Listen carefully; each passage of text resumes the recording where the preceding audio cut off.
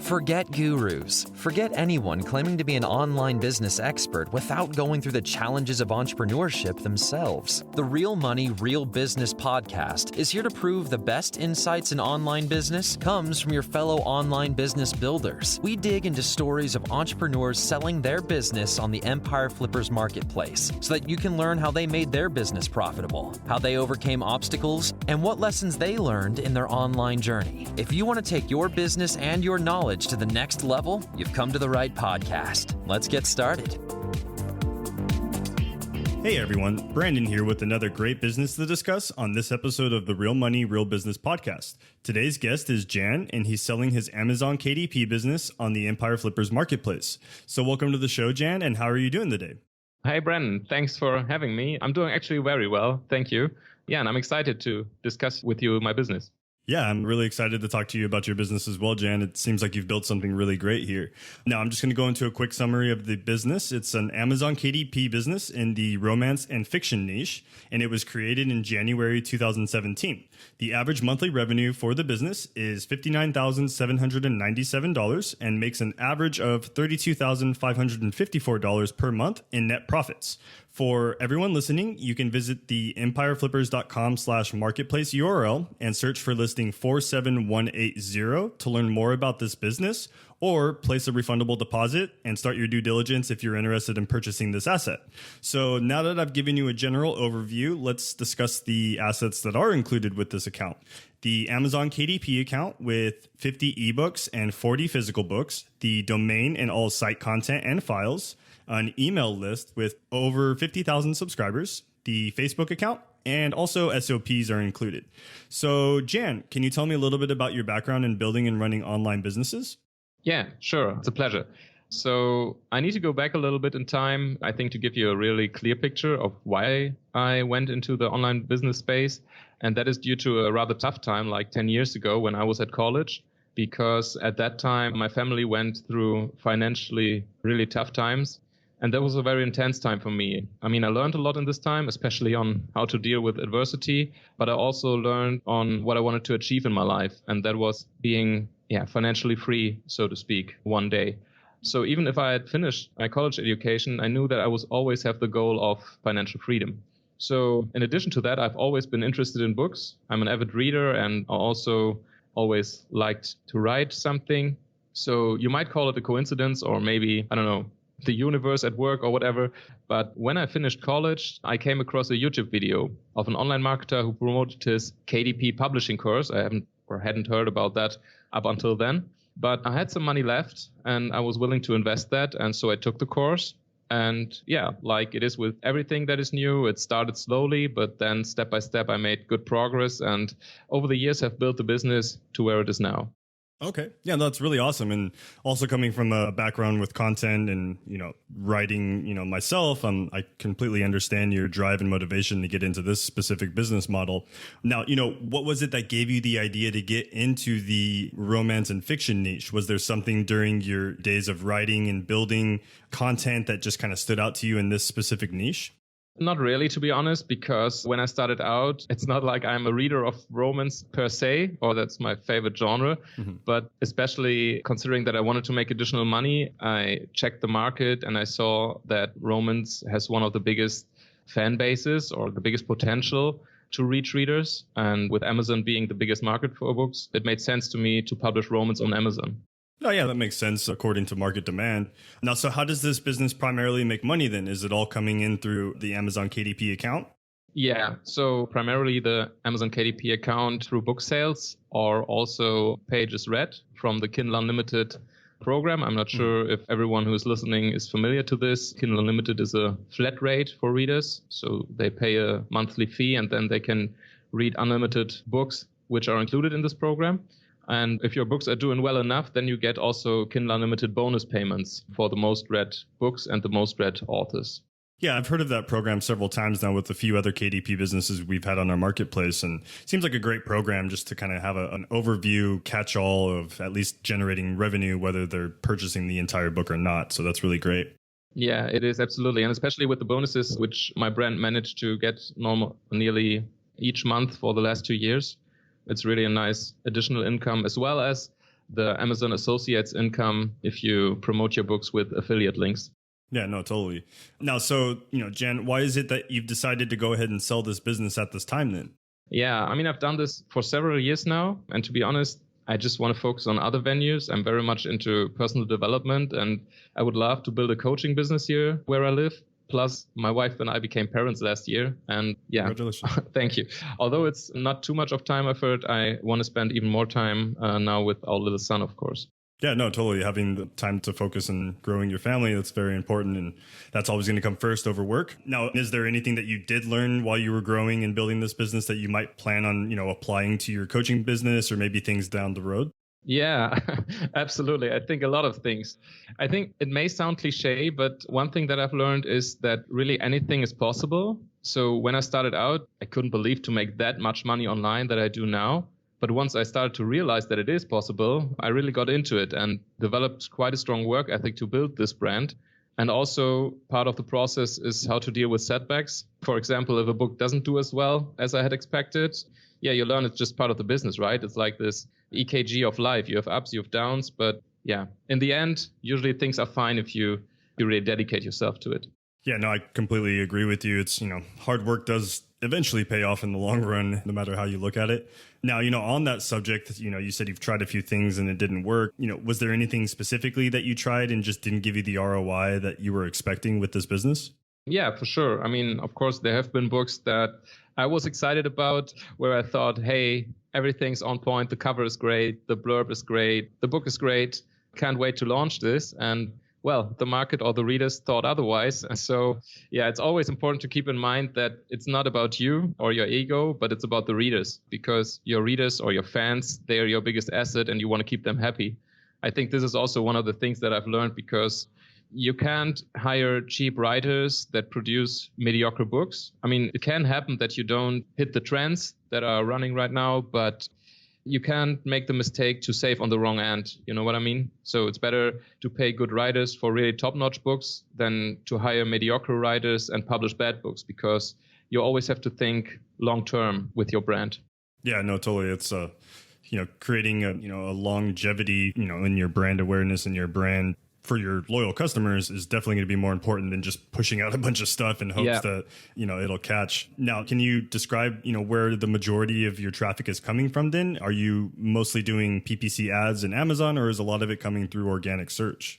It depends. To get the book ranked really high, you need paid traffic. I usually use Facebook ads, but sometimes I also try AMS ads, although I find them less effective. But yeah, once your book has ranked really high, you receive a ton of organic traffic, because Amazon just loves books that are well received, and yeah, they promote you without having to pay them. And of course, for a launch, additional traffic comes from social media and the mailing list. So you are currently sending out like a newsletter for the large email list that you currently have then? Yeah, correct. So at the same time, it's also important not to overwhelm the readers with newsletters, so that they get bored by you or you annoy them. So it's important to have a good balance there, how often you reach them. And then, yeah, I use this primarily also to promote my new books. Yeah. And do you have like an email sequence already set up as far as, when you get new opt-ins or, when you get new leads that are essentially that are placed into like an automated campaign that they'll receive specific content at specific times? Yeah, that's for every new subscriber. There is a sequence in place in which they receive their welcome gift, which is a free novel, and then also some personal information a few days later, so that you build the relationship to the reader. And yeah, that's already set up. Perfect. Now, Jan, hypothetically speaking, if you were to keep this business, what are some of the ways that you would personally try and grow it? Good question. I think there are several options. I think audiobooks is a market with huge potential that keeps growing massively in the last few years, and that I haven't taken the time to really dig into. You could also hire more writers if you want to build additional pen names in the same niche. You could even go into other genres, other niches, although this probably would take a bigger learning curve, because every genre has its own, characteristics or things you have to pay attention to. Yeah, I think these are different things or routes that you could go. Yeah, no, that makes sense. And, on the subject of, potentially growing it, do you think there's any specific skill set that a potential buyer should already have prior to purchasing this asset? Or do you feel a majority of it can be figured out or even learned while going through the migration period? I think you should be a good manager of people, because the team that I have in place is already very good at all the important aspects for the business. But yeah, having good people skill is really important. Then being familiar with Microsoft Word would be good, because you should be able to format the books yourself as well. Although, of course, you can outsource it. But yeah, it's important that you know how to maybe fix minor issues as well. Yeah, and maybe I think that's not a must, but it wouldn't hurt to have a general interest in books and some creativity if you want to be involved in the book creation process. I mean, as I mentioned, I like writing myself, so I like to go back and forth with the writers and just exchange opinions. But then again, even if you're not creative at all, you can run the business. So that's no problem. Oh, that's cool. Now, can you describe just some of the typical tasks that you are doing on a weekly basis? I know you said you're going back and forth with some of your writers and the editors, but can you just give me a breakdown of a real generalized format of what you've been doing for the business currently? Yeah, sure. It depends if it's a launch week or not. If I have a normal week without a launch, I spend maybe, 1 hour per day on the business and the task monitoring the ads and, of course, the revenue. So do I have to adjust the ads? Do I have to increase or decrease ad spend? Then, like I said, managing the freelancers. This means talking to the writers, sending over the files to editors. Yeah, and most of the time I talk to my VAs, because they handle most of the day-to-day stuff, like messaging the readers, looking for beta readers that review the book for you on Amazon later, and all this stuff. So, okay. And then now, so, aside from the typical tasks and the work that you're doing currently on the business, what do you feel are maybe some of the potential risks associated with this business a buyer should be aware of? I think in general, it's quite a safe business, because ebooks, I think, won't go anywhere. I think the market will become even bigger in the future. But that being said, of course, you're quite dependent on Amazon, right? So if they change their system or their rules, you need to be able to adapt. There have been some changes to, for example, Kindle Unlimited in the last few years. And it's important to be flexible to adapt. And like I said, of course, it can also happen that books don't do as well as you expect them or hope that they do, which can be frustrating at times. But then again, there are some ways to remonetize them later. For example, if you put them in a box set or do another book collection or something like that. But I think that's what comes to mind right now. Yeah, that makes sense. Now, Jan, so are you willing to commit to a non-compete, meaning, any other businesses you start in the future, you'll stay out of this specific niche? Yeah, I mean, of course, like I said before, I want to focus on other opportunities. So I'm cool with that. Awesome. Now, how much support are you willing to offer potential buyers? Are you going with the typical 30 days of email and Skype support, or did you have something in addition you would like to add on to that? Well, I think because KDP pays your monthly earnings after 60 days. For example, the earnings from January are paid at the end of March. So I'd be willing to give the buyer personal support for that time frame until they get their own first payment, which would include, of course, email support plus a weekly Skype call.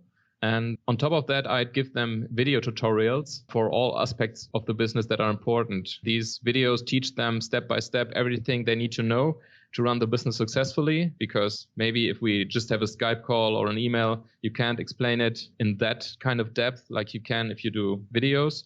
And they could also use these video tutorials to maybe teach their assistants or, someone else they want to work with. Okay. No, I'm sure that's, really great that any, potential buyer that's listening to this call can see the value and, the amount of support that you're willing to offer them in the transitioning this asset to them. Now, Jan, are you open to negotiating something like an earnout where you'll receive a large portion of the sales price up front and then smaller payments finishing it off several months after that?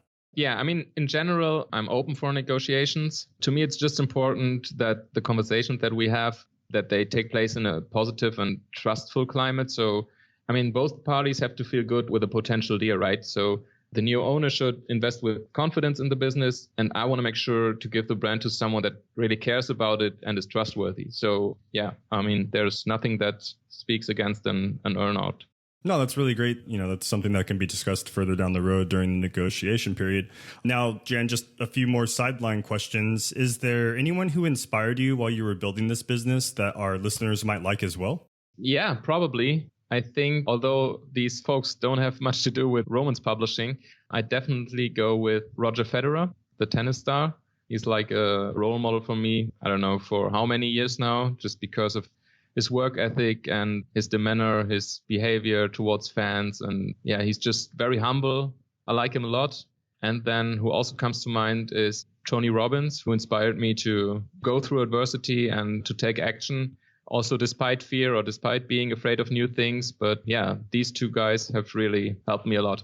No, that's really awesome. And, I'm sure our listeners that are, taking this into consideration can also look these individuals up and kind of gain a little bit of knowledge from them as well. Now, what advice would you give to our listeners that you wish you knew when you started this business? I think it's really important in general, if you start out with something new, to be patient and to focus on long-term results instead of short-term gratification, because I feel that especially nowadays where we have everything available via one click or via our smartphones that accompany us all day, people are not used to being patient anymore to put really a lot of time and effort into things. They want everything all at once. So if I look back the past years, it has taken some time to build the business to where it is now, and it doesn't happen overnight. Mm-hmm. I don't know, maybe the quote from, was it Jim Carrey or someone? And someone told him, hey, seems like you're an overnight success. And he says, yeah, look, it took me 10 years to become an overnight success. So at the end of the day, you only see the people in the limelight, but you don't know what they've done in private for years before that. Yeah, no, that's very true and very wise words as well. Just knowing that, to really have a business that's going to sustain itself and run for the longevity of time that, it's going to take a lot of work to get there. Now, Jan, was there any software tools or maybe even communities that really helped you at the start of, building this business?